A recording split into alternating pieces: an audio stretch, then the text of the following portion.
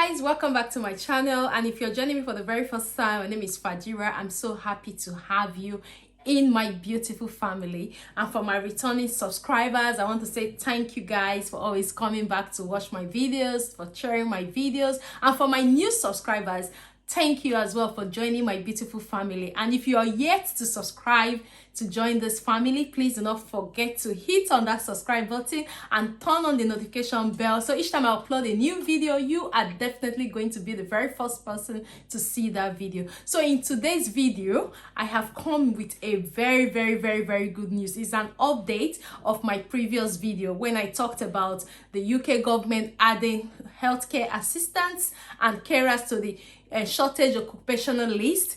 There is an update that the government announced on the 24th of January. So if you're someone who wants to know more about this skilled work visa, make sure you watch this video right to the end, so it will answer all the questions you have been asking me. So guys, stay tuned. Let's quickly dive right into the video.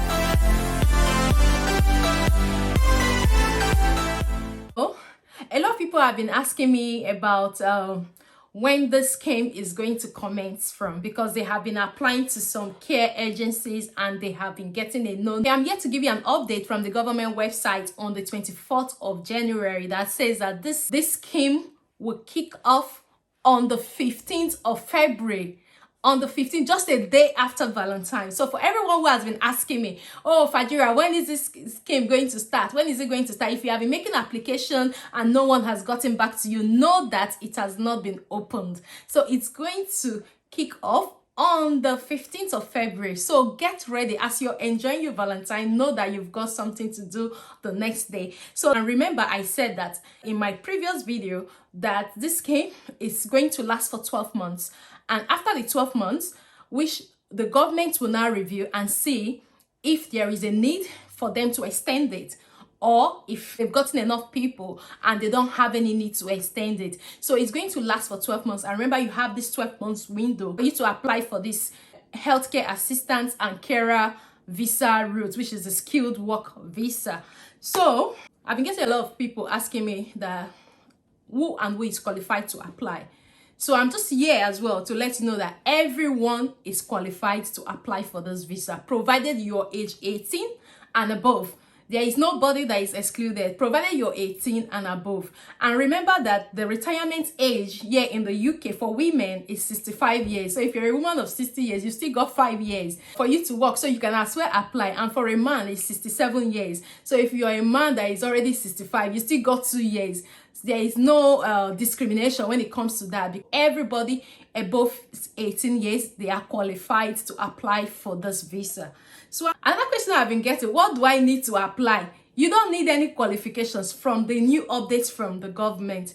You don't need any qualification. You just have to show that you have had experience, like real good experience. You have to make sure that you arrange your CV in a way that when you apply for a job with the healthcare agencies or the care homes that are recruiting, your CV will be attractive. Because a lot of care homes now, before they recruit you, they will have to look at your CV. They want to look at your work history to see if you have actually had any experience in anything that has to do with healthcare. So you have to package your CV. The government have said you don't need any qualification for you to apply for this visa because it's a skilled work visa. You just have to show with your experience and with the skill that you have the ability to do this particular job they are going to employ you for, or they are recruiting you for. So you don't really need any qualification. So that means if you're a lawyer, if you're a banker, if you're a biochemist, if you're a medical librarian, whatever qualification, if you're a secondary school leaver, provided you have a good grade in your English, you are still qualified to apply through this route. So you don't need any degree. You just have to show on your CV that you have had this experience and you have done some certifications that will qualify you. So most of the care homes now that are recruiting, a lot of them are looking for people that have had experience, that have had certification in things like first aid, health and safety. Those small courses are like, a lot of them are looking for people that have had those smaller courses. So it's advisable that you upgrade any experience you have had, like going for any of those short courses. A lot of them are online right now. A lot of those short courses you can do to boost your CV, because this is an opening for even those who are in UK. It's not only those who are in abroad.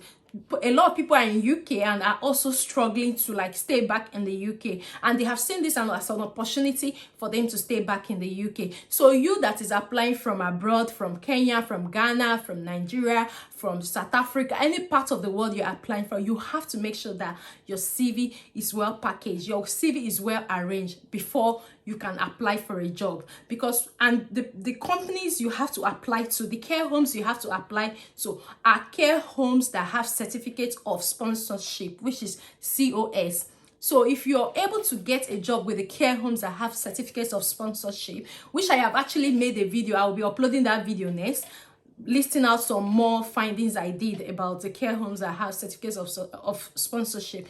Once you're able to get a job with them, that is it. So for instance, if you're going for a job now and you have extra certifications adding to your CV, it will boost you more than someone that does not have. So start now to look for a way you can boost your CV with any of these short courses that has to do with health, that has to do with social care, any of those short courses. I'm definitely going to research and see if I can find links to some of these courses online that you can register and start doing, because you still have like 12 months from 15th of February to next February. But I don't know if the government will have any changes by the 15th. But so far, what we have on ground now is going to kick off on the 15th of February. So you've got some time for you to start preparing yourself, to start applying for jobs. Look out for jobs.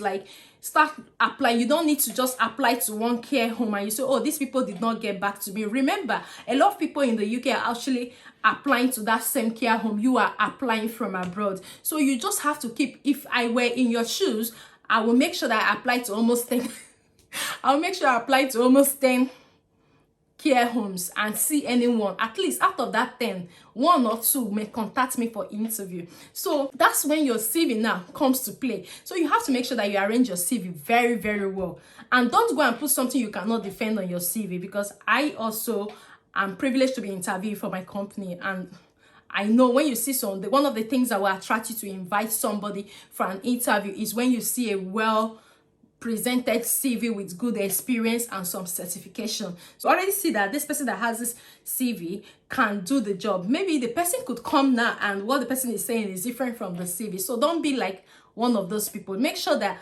when arranging your CV, everything you have put on your CV before you apply for this job are things that you know about. If it takes for you to like study your CV for 1 or 2, 3 days before your interview, make sure you sit down and study, because they will definitely interview you based on what you have written on your CV. I conduct interviews and I understand how this thing works when it comes to interviews. So make sure that if you're packaging your CV, make sure you package anything on your CV that you know about, you can defend in terms of interview. So another questions I have been getting is, what are the requirements?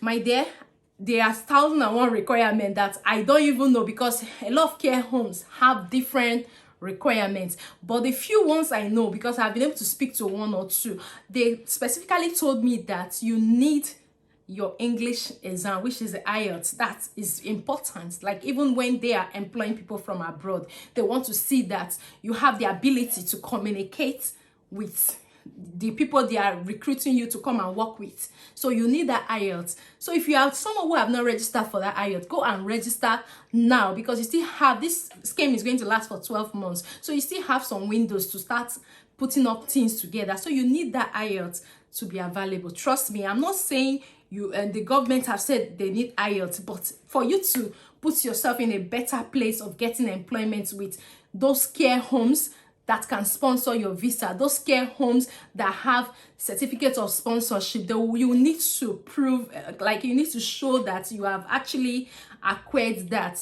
Because if you don't have it, you may need it when you're going for your visa. Imagine if you pass through the process and at the end you don't have the IELTS and your visa does not go through. You've already invested time, you've already invested money, and you will definitely be sad. So one of the things I know you need is your IELTS, and also your police clearance. This clearance is done on every citizen. If you're a Ghanaian and you have lived in Nigeria, or you have lived in Kenya for 12 months, you have to do a police clearance to show from Kenya where you have lived in the last 12 months.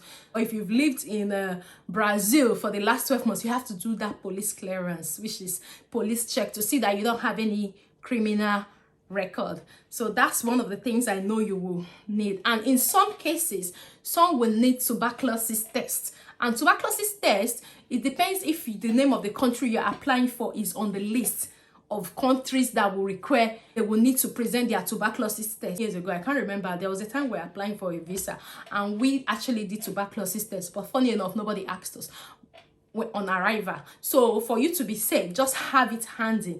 And don't forget, the most important thing you need to have is your passport. A valid passport is very, very important, because you can't go through all this process and at the end of the day you don't have a valid passport. When it's time for you to travel, you'll not start running around. So you need to make sure that if you have not applied for your valid passport, begin now to apply. While you're applying for your valid passport, begin to search for jobs with care homes that have certificate of sponsorship. And like I said, I'm currently making more lists of care homes that have certificate of sponsorship. I've gotten another 20 care homes that have it, and I'm going to drop that video this week, so you can start applying to them. Just apply. You never can tell the one that will call you for interview. And if I were you, if I'm married and I have my partner, I will advise that we both apply, so that anywhere the success comes from, if it's my husband that applies and he gets it, fine. At least with this visa, you can actually go with your family. Or if it's that applied and I get it, at least he's sure that we can all go together. So if you're a couple, you have more advantage. This is from my opinion, and this is just an advice that I think will help a lot of people watching this video. You have more advantage. You apply, let your husband apply, or let your wife apply and you apply. Whoever gets it, gets the job, then that is it. So we have actually come to the end of this video, and I hope I've been able to answer those questions. Just to let you know that this scheme is kicking off on the 15th of February 2022. And another thing I think I omitted was how much you need to earn. You need to earn £20,480 per annum for you to be qualified for this visa. A lot of care homes that are recruiting are male, most likely pay you that amount, but all I can advise, just keep applying. Even if they say no to you, don't stop with no. Just keep applying. You never can tell the one that is going to work. I uploaded a video about the top 10 job sites where you can look for a job. And while I was doing my research, I saw some care homes are actually sponsoring visas on those job sites. So check out that video and look at the sites that you can register with, so you can always get notification once they advertise any position that is available. So, and I hope this has been very helpful. I hope this have answered your questions, and I'm going to stop here, and until I see you in my next video, you do take care of yourself, and please do not forget to share this video with somebody may need it. So do share, like, comment, ask your questions in the comment section, and I will definitely get back to you. Or I would say follow me on Instagram. It's easy for me to reply my Instagram messages, so you can ask your questions. Yeah, my Instagram handle is just at the top, Fajira's Concept. So guys, see you in my next video, and thank you very much for watching. I wish you good luck in your job search and your job applications. Bye for now.